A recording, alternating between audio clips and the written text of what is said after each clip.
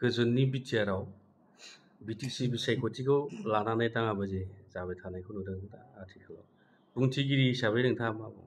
ना बे जोबोद गाज्रि बे जाबाय मोनसे जोंनि आं दहायनो होनदों माने गणतान्त्रिक बेबस्था बेवहाय बयहाबो मोनथाय दं सोरबा इलेक्सन गेलेनायनि मोनथाय दं सोरबाया सोरखौबा सापर्ट होनानै भट होनायनि मोनथाय दं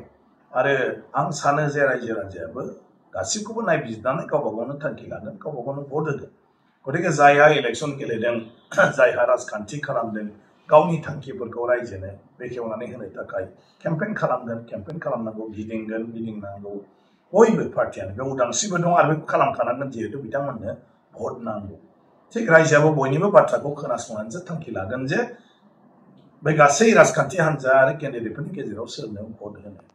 गतिके बेवहाय रावहाबो अजद थालायलायनो नाङा बेफोरखौ लानानै गावनि गेजेराव बुलाय सोलाय बा सोरबा सोरखौबा माने मा होनो आक्रमण खालामनाय मानाय बेफोर जानो नाङा आं सानदों जे जादों बेफोरखौ बयबो कन्ट्रल जानांगौ आरो जिहेतु गावबा गाव आफादनि नाम लालायनानै बुंदों बे आफादफ्राबो आं सानो एसे सावरायलायनानै बयखौबो जुदि सामलायोब्ला बेबायदि जानो नाङा बेबायदि खालामनो नाङा आं सानो होनब्लानो मोजां जागोन सान्थिया फैगोन आरो जों सान्थिखौ गायसननांगौ नङाब्ला देरहानो गोनां बिजाथिफ्राबो खायफा सोरनिबा गोरोन्थिनि थाखाय बबेबा हान्जाना जेननोबो हागौ आरो 21 सा जुदि सोरबा एमसिएलएआ ज' जानानै माने सोरखौबा लिडार फाथियोबा दैदेनगिरि फाथियोबा बे सिट जागोन आरो बिनि उनाव बिसोरनो सरकारखौ दानो हागोन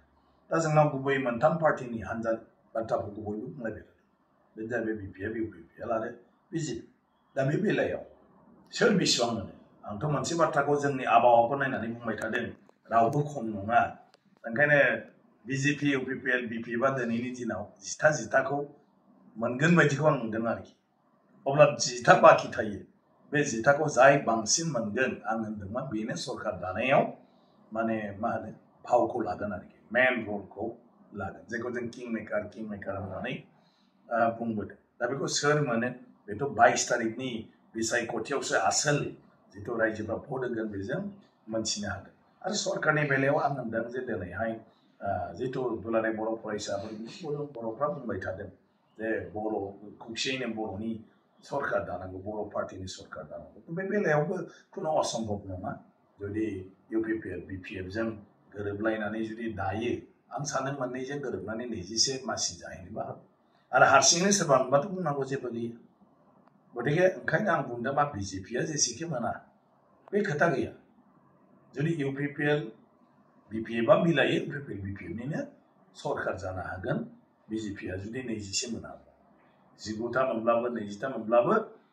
बिसोर सरकार दानो हागोन मोननैजों जुदि राजखान्थियाव जाहैबाय गोरोबलायनायासो गिदिर बाथ्रा थांनाय बारावबो मोननैजों दायोमोनब्ला मोननैजों सरकार जायोमोन नाथाय बिजेपिया माने इउपिपिएलजों बिजेपिजों गोरोबनानै दादों आरो इउपिपिएलआनो जाथों सोमावसारनानै फैनाय दैदेनगिरिफोर दं बिटिसिआव बिस्रा गोबां मावनांगौ दं होननानैनो बिजेपिया मानाव गेदेर बिपिएफनि रेवरेवा नार्जारी जोंहा कंग्रेसनि सजल सिन्हा आरो गण सुरक्षा परिषद जायखौ अना बर' हान्जा होननानै बुङो बेनिफ्राय घनश्याम दास बिथांमोनखौ लाबोनानै प्रमद बर' मानाव गेदेर बिथांखौ चिफ गबिन्द बसुमतारी मानाव गेदेर बिथांखौ डेपुटि चिफ आरो कातिराम बर' बिथांखौ स्पिकार फाथिनानै बे सरकारखौ बिजेपिया बानायनो हादों थांनाय बाराव गतिके बिजेपिया जेब्लायबो बिटिसिनि बेलायाव माने बेबायदि मदद खालामगासिनो दं आरो दानि बिसायख'थियावबो बे बिजेपिया बेखौनो बुंबाय थादों जे जोंहा बेवहाय खुनु आपत्ति गैया इउपिपिएल बा बिपिएफ जायानो जाथों आरो मोननैबो जुदि खौसे जायोब्ला बिजेपिया होनगासिनो दं जे बिजेपिया मोजां